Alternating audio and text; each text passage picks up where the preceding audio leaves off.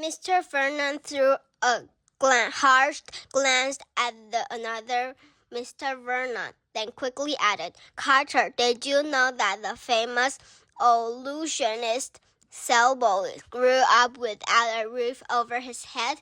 They said it gave him the drive to be a successful magician. The other Vernon ducked behind the counter, scanning the area. Apologize. I didn't mean to interrupt, but I forgot my key. Where is that thing? Is this it? Lena asked, holding up a key at the center of a series of knots and bound rope. Would you mind? The another Vernon added, putting his hands out.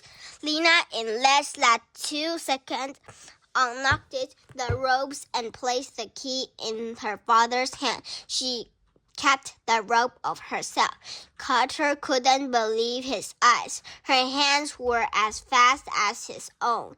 Thank you very much, the other Mr. Vernon said. He kissed his daughter on the forehead and waved politely to Carter as he stepped outside. Nice to meet you. Ooh, this rope gives me an idea for a trick I'd like to practice, Lena smiled. Brilliant. Perhaps after school, Mr. Vernon said. Shouldn't you be on your way, young lady? Lena's upbeat smile slipped into a frown. Carter's not on his way to school. Well, then it's a good thing that you're not Carter.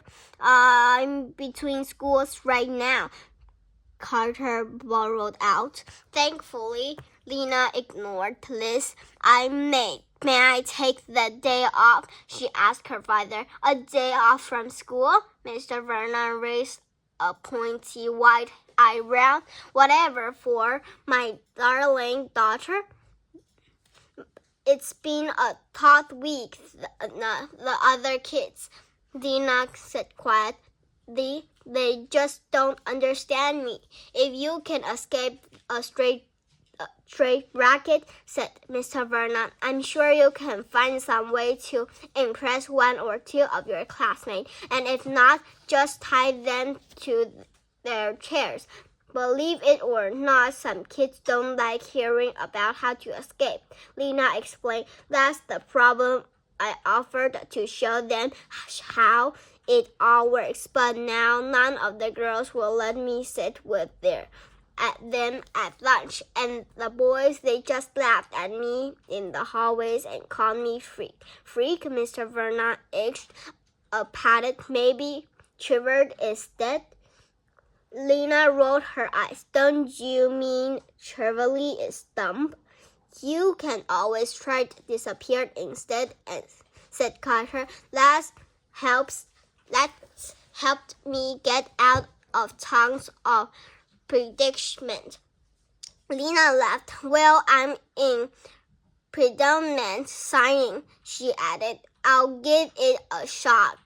She waved. She walked over to her dad and hugged him. As she passed, Carter stuck out her hand again.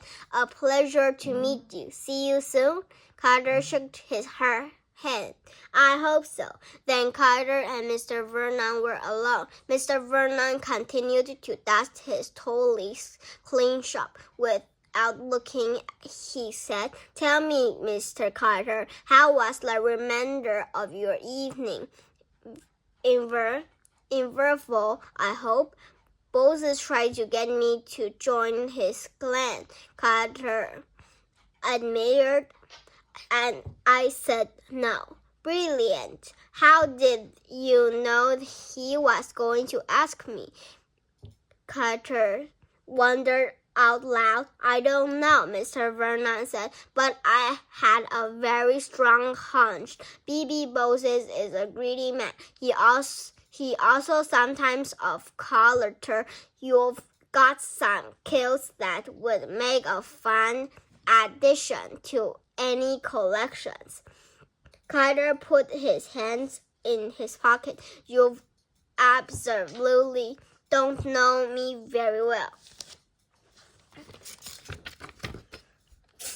Nonsense. You are a young man with a great endurance, even greater common sense, and a horrible code of living. No matter where we lived or how much we have, these are the most important things. You have quite the talent with your fast hands. In my careers as a magician, I have only seen one other person with such nimble fingers. Carter stunned into silence. Did Mr. Vernon know he was homeless and poor, or he was guessing? Carter felt undeserving of such compliments. He wondered suddenly if Mr. Vernon was the one who left the blanket, but how could Carter ask him without relieving the trust or his isolation?